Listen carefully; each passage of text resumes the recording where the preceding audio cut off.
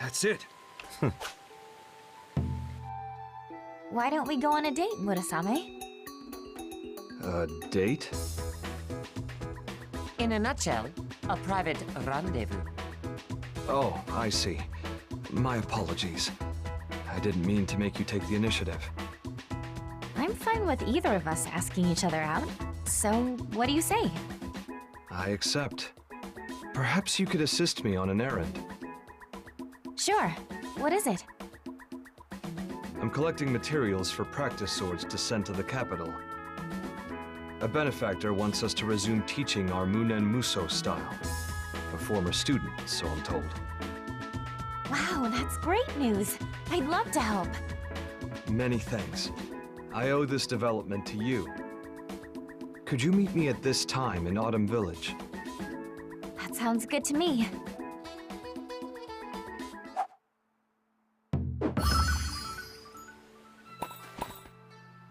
Good to see you. I hope I didn't keep you waiting. Not at all. Let us be on our way. Right.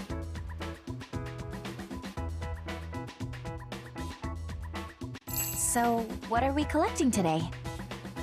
Ordinary wood. I thought we might also forage for chestnuts while we worked. Sounds like fun. Are you fond of chestnuts? Not particularly. But the greatest meal of my life consisted entirely of chestnuts. The taste nearly brought me to tears. It did? What made them so good? I was starving. I felt so desperate, I considered eating grass growing beside the road. When I fled the capital, I knew nothing about how to survive. I'd spent my life learning about the sword and little else. Only after leaving did I realize I brought nothing with me. No food, or sleeping mat, or other necessities. You ran off without anything? Yes. True, most people would have planned ahead. But I thought only of my blade, and restoring my family's honor. So you just up and left? Indeed. With zero knowledge of the lands beyond, I assumed a moderate climate was the norm, so I had no warm clothing. Oh my. Unsurprisingly, I traveled in abject misery. No food, money, sleeping mat, or warm clothes. Convinced my end was near, I foraged some chestnuts and roasted them over a meager fire. They tasted so good that tears stung my eyes. Hunger is the best seasoning. Your story sure proves that saying. So it does. While not my favorite food, chestnuts bring back some important memories. Which is why I'd like to share some with you. I'm flattered. I'll try to find the tastiest ones possible. Here we are. What should I prioritize? Let's see. Good quality cuts, if possible. The better to help your family recover. Yes, that's one reason. But also because reviving our style fills me with such joy. Then why don't you go pay them a visit? I'm sure they'd be overjoyed to see you. They might even be hoping you show up. Naturally, part of me wishes to return. But it's not my place to meddle. The school belongs to the students now. I will entrust its future to them and observe from afar. Besides, I've vowed to stay by your side. After all you've done to support me, I value every second we spent together. Thank you. Still, one day I'd like to go home, if only to pay my respects. I hope you'll join me when the time comes. That is, if you don't mind. Not at all. Ah, good. I don't mean to bring up bad memories, but what was traveling with Sunny like? You mentioned that they kept you company. Very true. I simply can't bring myself to hate them. They taught me how to survive. Things such as what wild herbs to eat, and where I could safely sleep. I even learned how to defeat monsters. But they complained incessantly about how all my knowledge was sword-related. So, that's why you stuck with them? Hard to say. I acknowledge that Sunny was a Yoma, but despite their capacity for evil, they were not a completely evil being.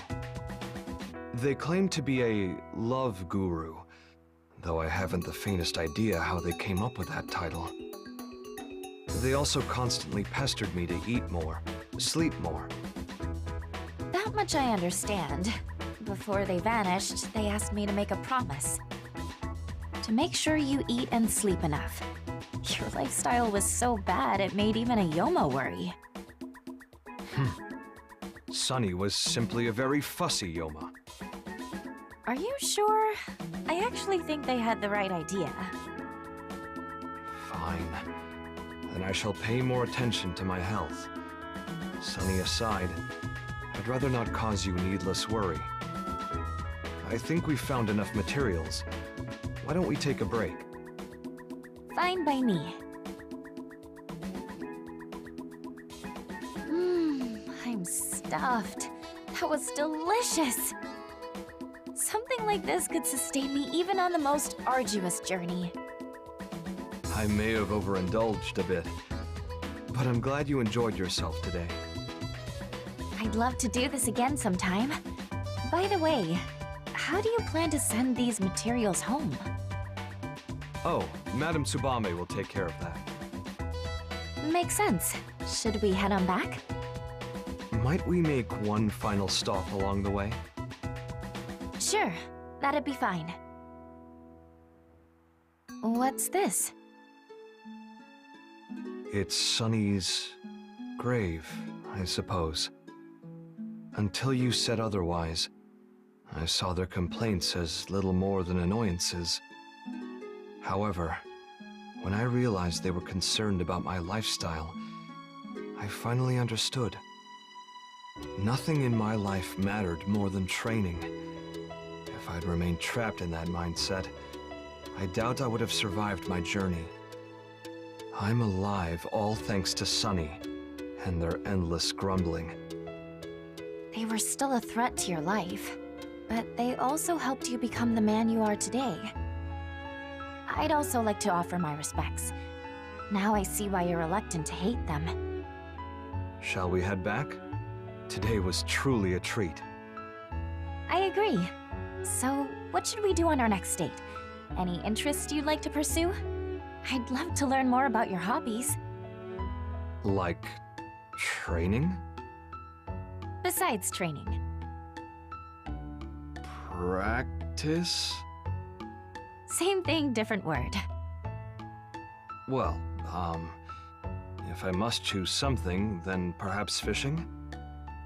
Casting a line and swinging a sword have much in common. That's still training in a way. Right. For our next date, we're finding you a hobby. Must we? I've always admired your dedication, but it's time to expand your horizons and try something new. Very well. I shall follow your advice.